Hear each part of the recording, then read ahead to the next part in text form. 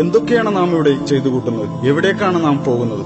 ഉറക്കത്തിൽ നിന്ന് എഴുന്നേറ്റാൽ ഓരോരോ ലക്ഷ്യങ്ങളിലേക്ക് നാം പോകുന്നു. എന്തിനു വേണ്ടി എന്നൊന്നും ഒരിക്കൽ പോലും നമ്മുടെ മനസ്സിൽ ചോദ്യങ്ങൾ ഉയരുന്നില്ല. ചണ്ടിയെപ്പോലെ ഒഴുക്കിനൊത്ത് പോയിക്കൊണ്ടിരിക്കുകയാണ്. പണം പണം അതിനുവേണ്ടിയാണ് നമ്മുടെ ഈ നെട്ടോട്ടം. കിട്ടിയ പൈസയിൽ നിന്ന് അല്പം പോലും നഷ്ടപ്പെടാതിരിക്കാൻ എന്തുമാത്രം ജാഗ്രതയാണ് നമുക്ക്. ചാനലുകളിലും മറ്റും കാണുന്ന പാട്ടും ഫാഷനും ഒക്കെയാണ് നമ്മുടെ ഇഷ്ടങ്ങൾ. ഇതാണോ ഈ ലോകത്ത് നമുക്ക് ചെയ്യാനുള്ളത്? ഇങ്ങനെയാണോ ജീവിതം മുന്നോട്ട് പോകേണ്ടത്? ടെൻഷനും സമ്മർദ്ദവും കൂടുന്നത് മദ്യം കുടിച്ചാൽ ഇല്ലാതാകുമെന്നാണ് ആളുകളുടെ ധാരണ.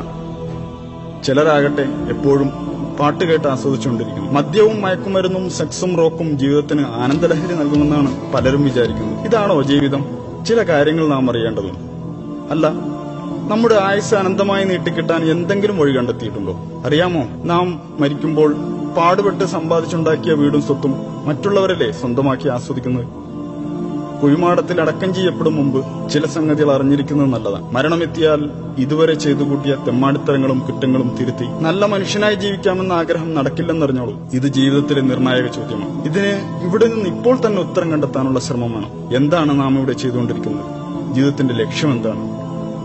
ഇവിടെ എങ്ങനെയാണ് നാം എത്തിച്ചേർന്നത്? ഇത്ര പെർഫെക്റ്റായി നമ്മെ സൃഷ്ടിച്ചതാരാണ്? മരിച്ചു കഴിഞ്ഞാൽ ഈ ശരീരത്തിന് എന്താണ് സംഭവിക്കുന്നത്? ഈ ലോകത്ത് തന്നെ മറ്റൊരു ജീവിതം കൂടി സാധ്യമാകും? ഈ ചോദ്യങ്ങൾക്കൊന്നും നമുക്ക് മറുപടിയില്ല. കാരണം ഇതിന്റെ ഉത്തരം അന്വേഷിച്ച് തലമുണ്ടാക്കേണ്ട കാര്യമില്ലെന്നാണ് നമ്മുടെ വിചാരം. പ്രകൃതിയിൽ ഇങ്ങനെ ഓരോന്നുണ്ടാകുന്നു, അതുപോലെ നമ്മളും. ഇതെല്ലാം സ്വാഭാവികമല്ലേ? ഇങ്ങനെയൊക്കെയാണ് നിങ്ങൾ കരുതുന്നതെങ്കിൽ ഞാൻ ചോദിച്ചോട്ടെ, താങ്കൾ തനിയെ ഉണ്ടായതാണ്? അതല്ല യാതൊരുവിധ ന്യൂനതകളുമില്ലാതെ മറ്റെവിടെയും കാണാത്ത വിധം പരിപൂർണമായ ഘടനയിൽ നിങ്ങളെ സൃഷ്ടിച്ചതിനു പിന്നിൽ ഒരു അഭൗതിക ശക്തിയുണ്ടോ? അറിയാമോ, ഏറ്റവും ഉന്നതമായ നിർമ്മാണ കലയുടെ ജീവരൂപമാണ് താങ്കൾ. മനുഷ്യ സൃഷ്ടിപ്പിലുള്ള സവിശേഷമായ ബുദ്ധി വൈഭവം തന്നെ മതി അത് മനസ്സിലാക്കാൻ. നോക്കൂ, മനുഷ്യന്റെ കണ്ണിനകത്തുള്ള ടെക്നോളജിയോട് തുലനം ചെയ്യാൻ കഴിയുന്ന ക്യാമറ ഈ ലോകത്തില്ല. തലച്ചോറിനോളം പോകുന്ന ഒരു കമ്പ്യൂട്ടറും ഈ ഭൂമുഖത്തില്ല. ഇത്രയും തികവാർന്ന അവയവങ്ങളുണ്ടായിട്ടും ലോകത്തുള്ള മനുഷ്യർ ഒന്നിച്ചു പരിശ്രമിച്ചിട്ട് നിസ്സാരമായ ഈച്ചയെങ്കിലും സൃഷ്ടിക്കാനായോ? നാം ഒന്നുമില്ലായ്മയിൽ നിന്ന് സൃഷ്ടിക്കപ്പെട്ടവരല്ല എന്ന് നമ്മെ ബോധ്യപ്പെടുത്തുന്ന എത്രയെത്ര സംഗതികളാണ് നമുക്ക് മുന്നിലുള്ളത്. എന്നിട്ടതെല്ലാം യാതൊരു കൂസലുമില്ലാതെ നിഷേധിച്ചു തള്ളുകയാണ് നാം. 0+0=1 എന്ന് നമുക്ക് ഒരിക്കലും ഉത്തരം കിട്ടുകയില്ല. 0+0=0 എന്നേ ഉത്തരം ലഭിക്കൂ. 1 എന്ന ഉത്തരം ലഭിക്കില്ല. അപ്പോ പിന്നെ പ്രപഞ്ചത്തിലെ ഈ ആസൂത്രണ മികവിന്റെ പ്രകടഭാവങ്ങൾ എവിടെ നിന്ന് വന്നു? എല്ലാ വസ്തുക്കൾക്കും അതിന്റെ ഒരു ഉത്ഭവസ്ഥാനമുണ്ട്. അതിന്റെ എല്ലാം പിന്നിൽ ഒരു ശില്പിയുണ്ട്. ഇപ്പോൾ താങ്കൾ കണ്ടുകൊണ്ടിരിക്കുന്ന ഈ വീഡിയോ പോലും ഒരാൾ യൂട്യൂബിൽ അപ്ലോഡ് ചെയ്തത് കൊണ്ടാണല്ലോ താങ്കൾ കാണുന്നത്. ഈ ലോകത്തിന്റെ ഉത്ഭവം മഹാവിസ്ഫോടനത്തിലൂടെയായിരുന്നുവെന്ന് താങ്കൾക്ക് വിശ്വസിക്കാം. എന്നാൽ ഈ മഹാവിസ്ഫോടനത്തിന് പിന്നിലെ കാരണക്കാരനായ ഒരു ശക്തിയുണ്ടെന്ന് ഞാൻ വിശ്വസിക്കുന്നു. അതാണ് അള്ളാഹു, എല്ലാറ്റിനെയും സൃഷ്ടിച്ചവൻ, എല്ലാ ജീവജാലങ്ങളുടെയും സ്രഷ്ടാവ്, ഏകൻ, എന്നെന്നും ജീവിക്കുന്നവൻ, എല്ലാറ്റിനും കഴിവുള്ളവൻ, അജയ്യൻ. താൻ സൃഷ്ടിച്ച ഏതെങ്കിലും വസ്തുക്കളെപ്പോലെയോ ജീവികളെപ്പോലെയോ അല്ല അവൻ. അവന്റെ രൂപത്തെയോ ഭാവത്തെയോ നമുക്ക് സങ്കല്പിക്കാനേ കഴിയില്ല. അല്ല, അവൻ ഒരു മനുഷ്യനെപ്പോലെയുമല്ല, അവനൊരു പങ്കാളിയുമില്ല. അവൻ ഏകനാണ്. അവൻ നമ്മെ ഇങ്ങോട്ട് കയറൂരി വിട്ടിരിക്കുകയല്ല. ഏതൊരു നിർമ്മാതാവിനെയും പോലെ അവനും തന്നെക്കുറിച്ച് പഠിക്കാൻ ഒരു പാഠപുസ്തകം, അതായത് ഒരു യൂസർ മാനുവൽ നമുക്ക് നൽകിയിട്ടുണ്ട്. ഇസ്ലാമാണത്, ഖുർആനും സുന്നത്തുമാണത്. അത് ആഹ്വാനം ചെയ്യുന്ന സന്ദേശം ഇതാണ്: ദൈവം ഏകനാണ്, അവൻ അള്ളാഹു ആകും ഏകൻ. അവന് ആരുടെയും ആശ്രയം വേണ്ട. പ്രപഞ്ചത്തിലെല്ലാം അവനെ ആശ്രയിക്കുന്നു. അവന് മക്കളൊന്നുമില്ല, അവൻ ആരുടെയും സന്താനവുമല്ല. ഒട്ടും തന്നെ വൈരുദ്ധ്യങ്ങളില്ലാത്ത ഒരു ഗ്രന്ഥം, ശാസ്ത്രത്തിലും ചരിത്രത്തിലുമുള്ള വിസ്മയങ്ങളെ നമുക്കറിയിച്ചു തന്ന ഗ്രന്ഥം. ഓർക്കണം, 1400 വർഷങ്ങൾക്ക് മുമ്പ് അതൊക്കെ നമുക്ക് വെളിപ്പെടുത്തിയതാണ്. മനുഷ്യഭ്രൂണത്തെക്കുറിച്ച് കൃത്യമായ വിവരണം നൽകിയിട്ടുണ്ടതിൽ. ആ വിവരങ്ങളൊന്നും അന്നത്തെ ശാസ്ത്രലോകത്തിന് കണ്ടെത്താൻ കഴിയാത്തതായിരുന്നു. The descriptions of the human embryo in the Quran cannot be based on scientific knowledge in the 7th century. ഭൂമിയിൽ പർവ്വതങ്ങൾ ആണികൾ പോലെ ഉറപ്പിച്ചു നിർത്തിയിരിക്കുകയാണെന്ന് അത് വെളിപ്പെടുത്തുന്നു. 2 സമുദ്രങ്ങളെ കൂട്ടിച്ചേർത്തതും അവൻ തന്നെയാകുന്നു. ഒന്ന് രുചികരമായ തെളിനീർ, മറ്റേത് ചവർപ്പാർന്ന ഉപ്പുനീരും. രണ്ടിനുമിടയിൽ ഒരു മറയുണ്ട്. അവ കൂടിക്കലരുന്നത് വിലക്കുന്ന ഒരു തടസ്സം. രാപ്പകലുകൾ ഉണ്ടാക്കിയതും സൂര്യചന്ദ്രാദികളെ സൃഷ്ടിച്ചതും അള്ളാഹു മാത്രമാകുന്നു. ഒക്കെയും ഓരോ ഭ്രമണപഥങ്ങളിൽ നീന്തിക്കൊണ്ടിരിക്കുകയാകുന്നു. ആകാശത്തെ നാം നമ്മുടെ ശക്തിയാൽ സൃഷ്ടിച്ചു. നാം അതിനെ വികസിപ്പിച്ചുകൊണ്ടിരിക്കുകയാണ്. പ്രപഞ്ചം അതിദ്രുതം വികസിച്ചുകൊണ്ടിരിക്കുകയാണെന്ന് ഇപ്പോഴിതാ ശാസ്ത്രജ്ഞർ കണ്ടെത്തി കഴിഞ്ഞിരിക്കുന്നു. അള്ളാഹു എല്ലാ ജീവജാലങ്ങളെയും വെള്ളത്തിൽ നിന്ന് സൃഷ്ടിച്ചു. അവയിൽ ഉദരത്തിന്മേൽ ഇഴയുന്നവയുണ്ട്, ഇരുകാലിൽ നടക്കുന്നവയുണ്ട്, 4 കാലിൽ ചരിക്കുന്നവയുമുണ്ട്. അള്ളാഹു അവൻ ഇച്ഛിക്കുന്നത് സൃഷ്ടിക്കുന്നു. അവൻ എല്ലാ കാര്യത്തിനും കഴിവുറ്റവനാണ്.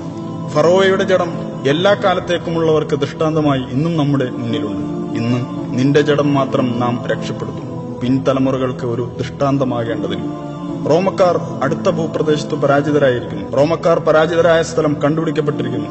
റോമയേക്കാൾ താഴ്ന്ന പ്രദേശമായ ചാവുകടലിന്റെ ഭാഗത്തായിരുന്നു അവർ പരാജയപ്പെട്ട യുദ്ധം നടന്നത്. തെറിക്കുന്ന ഒരു ദ്രാവകത്തിൽ നിന്നാണ് മനുഷ്യൻ സൃഷ്ടിക്കപ്പെട്ടിട്ടുള്ളത്. അത് അവന്റെ നട്ടെല്ലിനും വാരിയെല്ലുകൾക്കും ഇടയിൽ നിന്ന് ഉത്ഭവിക്കുന്നു. 1400 വർഷങ്ങൾക്ക് മുമ്പ് ഇറക്കപ്പെട്ടതുപോലെ തന്നെയാണ് ഈ വാക്കുകൾ ഇപ്പോഴും. ഒരു മാറ്റവും വന്നിട്ടില്ല. നിങ്ങൾ പറയൂ, ഇതെല്ലാം പ്രവാചകൻ മുഹമ്മദ് എങ്ങനെ അറിഞ്ഞു? 1400 വർഷങ്ങൾക്ക് മുമ്പ് ഇതെല്ലാം എങ്ങനെയാണ് ആ മനുഷ്യൻ അറിഞ്ഞത്? എഴുത്തും വായനയും അറിയാത്ത മനുഷ്യനായിരുന്നല്ലോ മുഹമ്മദ്. എന്നാൽ അദ്ദേഹത്തിന്റെ അടുക്കൽ ദൈവത്തിങ്കിൽ നിന്നുള്ള മാലാഖ സത്യസന്ദേശവും കൊണ്ട് ചെന്നിരുന്നു. ഇതൊക്കെ പക്ഷേ അധികം ആളുകളും തള്ളിക്കളയുകയാണ്. ഞാനൊന്ന് ചോദിക്കട്ടെ, എങ്കിൽ അതിനേക്കാൾ നല്ലൊരു വെളിപാട് പകരം കൊണ്ടുവരാമോ? പക്ഷെ അത് താങ്കൾക്കൊരിക്കലും കഴിയില്ല. നിങ്ങൾ അള്ളാഹുവിനെ അവന്റെ ദൂതനെയും പരിഹസിക്കുകയും നിഷേധിക്കുകയും ചെയ്യുകയാണോ? മുഹമ്മദിന് എഴുത്തും വായനയും അറിയില്ലല്ലോ, പിന്നെങ്ങനെയാണ് ആ മനുഷ്യന് ഒരു ദീൻ തന്നെ സ്ഥാപിക്കാൻ കഴിയുക എന്നാണ് അവർ ചോദിക്കുന്നത്. മുൻകാല വേദഗ്രന്ഥങ്ങളെയും ദിവ്യ വെളിപാടുകളെയും നിങ്ങൾ അവഗണിക്കുന്നു. പിന്നെ ഈ ലോകത്ത് നാം നമ്മുടെ ഇഷ്ടത്തിനൊത്ത് ജീവിക്കുക, നമ്മുടെ വികാരങ്ങൾ പൂർത്തീകരിക്കുക, ഇത് തന്നെ ജീവിതം. ഇവിടെ തന്നെ ജീവിച്ച് ഇവിടെ തന്നെ മരിക്കും. കുഴിമാടത്തിൽ എല്ലൊക്കെ നുരുമ്പി ദ്രവിച്ച് മണ്ണായ ശേഷം രണ്ടാമതും ജീവിക്കുമെന്നോ? എന്തൊക്കെ വിഡ്ഢിത്തമാണ് ഈ പറയുന്നത്? കാണുന്ന ഈ ഒരു ജീവിതം മാത്രമേ ഉള്ളൂ. എന്നാൽ താങ്കൾ ഓർക്കണം, കടുത്ത വേനലിൽ കരിഞ്ഞുണങ്ങുന്ന ചെടികൾ തൊട്ടടുത്ത മഴയോടെ രണ്ടാമതും ജന്മം കൊള്ളുന്നില്ലേ? അള്ളാഹു ഇക്കാര്യം ഉറപ്പിച്ചു പറയുന്നുണ്ട്. അവൻ നമ്മോടും ഇത് തന്നെയാണ് ചെയ്യാൻ പോകുന്നത്. മരിച്ചു മണ്ണായ ശേഷം വീണ്ടും നമ്മിൽ ആത്മാവിനെ സന്നിവേശിപ്പിക്കും. നിങ്ങൾ അള്ളാഹുവിനെ നിഷേധിക്കുന്നത് എങ്ങനെ? നിർജീവരായിരുന്ന നിങ്ങൾക്കവൻ ജീവൻ തന്നു. പിന്നീട് അവൻ തന്നെ നിങ്ങളെ മരിപ്പിക്കുകയും പിന്നെയും ജീവിപ്പിക്കുകയും ചെയ്യുന്നു. അനന്തരം അവങ്കലേക്ക് തന്നെ നിങ്ങൾ തിരിച്ചയക്കപ്പെടുന്നതുമാവുന്നു. നാം ആകട്ടെ അവന്റെ വിരൽപ്പൊടികൾ വരെ കൃത്യമായി നിർമ്മിക്കാൻ കഴിവുള്ളവനല്ലോ. നമ്മെ തൊട്ടടുത്തിരുന്ന് നിരീക്ഷിച്ചുകൊണ്ടിരിക്കുന്നവനാണ് അള്ളാഹു. തീർച്ചയായും നാം പരീക്ഷിക്കപ്പെടും. അല്ല, നാം പരീക്ഷണത്തിൽ അകപ്പെട്ടിരിക്കുകയല്ലേ? നമ്മുടെ ധനവും ആരോഗ്യവും ശരീരവും എല്ലാം അള്ളാഹുവിന്റെ അനുഗ്രഹമാണ്. നാം പിന്നീട് പുനർജീവിപ്പിക്കപ്പെടുമെന്നാണ് ഇതെല്ലാം സൂചിപ്പിക്കുന്നത്.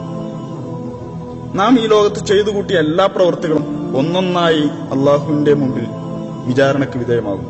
നാളെ അള്ളാഹുവിന്റെ കോടതിയിൽ നമ്മുടെ കർമ്മപുസ്തകങ്ങൾ വായിക്കാൻ നമ്മോട് പറയും. നീ വായിക്കൂ, വായിച്ചോളൂ എന്നിങ്ങനെ കൽപ്പനയുണ്ടാകും.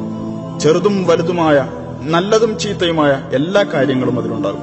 പുനരുത്ഥാന നാളിൽ നാം അവനുവേണ്ടി ഒരു രേഖ പുറപ്പെടുവിക്കും. അത് ഒരു തുറന്ന പുസ്തകം പോലെ അവൻ കാണും. വായിക്കൂ നിന്റെ ഈ കർമ്മരേഖ. ഇന്നും നിന്റെ കണക്ക് നോക്കുന്നതിന് നീ തന്നെ മതി. നമ്മളൊന്നും രണ്ടാമത് പുനർജീവിപ്പിക്കപ്പെടില്ലെന്നേ എന്ന് പറഞ്ഞവർ ഇന്ന് തന്നോട് സംസാരിക്കേണ്ടെന്ന് അള്ളാഹു പറയും. എന്നെ അറിയാനും പഠിക്കാനുമായി ഒരായുഷ്കാലം മുഴുവൻ നിനക്ക് ഞാൻ തന്നതല്ലേ? പക്ഷേ അന്ന് നീ വ്യർത്ഥമായ നശ്വരമായ കാര്യങ്ങൾക്ക് പിന്നാലെ കൂടി അവസരം തുലച്ചു കളഞ്ഞതല്ലേ? അതുകൊണ്ട് നീ ചെയ്തത് നീ തന്നെ അങ്ങ് വായിച്ചോ. അന്നാളിൽ സത്യം അംഗീകരിച്ച് ജീവിച്ചവരെ അള്ളാഹു സന്തോഷ വാർത്ത അറിയിക്കും. എന്നാൽ നീ വിശ്വസിച്ചില്ലെങ്കിൽ നീ നിന്റെ പ്രവർത്തനങ്ങളുടെ റെക്കോർഡ് വായിച്ചോളൂ. അതുകൊണ്ട് ആ നാളിനെ യാഥാർത്ഥ്യം മനസ്സിലാക്കാനുള്ള അവസരമായി തെറ്റിദ്ധരിക്കരുതേ. താങ്കൾ വായിക്കൂ താങ്കളുടെ കർമ്മപുസ്തകം.